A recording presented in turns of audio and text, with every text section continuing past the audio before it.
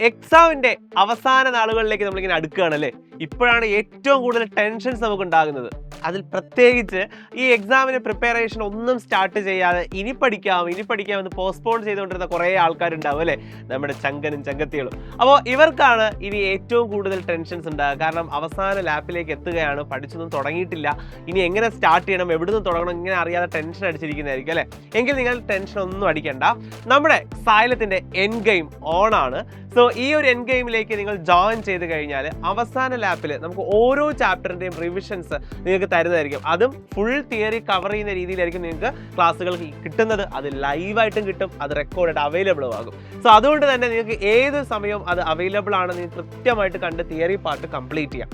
ഇനി ഇതെല്ലാം കഴിയുമ്പോൾ നമ്മൾ നോക്കി ഇതിൽ നിന്നുള്ള ക്വസ്റ്റ്യൻസ് എന്തൊക്കെയാണ് ചോദിക്കുക, അല്ലെങ്കിൽ ഇപ്പോഴത്തെ അറിയാമല്ലോ സീരീസ് ഒക്കെ മാറിയിട്ടുണ്ട്, ആ പാറ്റേൺസ് ഒക്കെ മാറിയിട്ടുണ്ട്. അപ്പോൾ ടഫ് ക്വസ്റ്റ്യൻസ് ഒക്കെ വന്നാൽ എങ്ങനെയാണ് ഇത് അറ്റൻഡ് ചെയ്യേണ്ടത് പേടിക്കേണ്ട.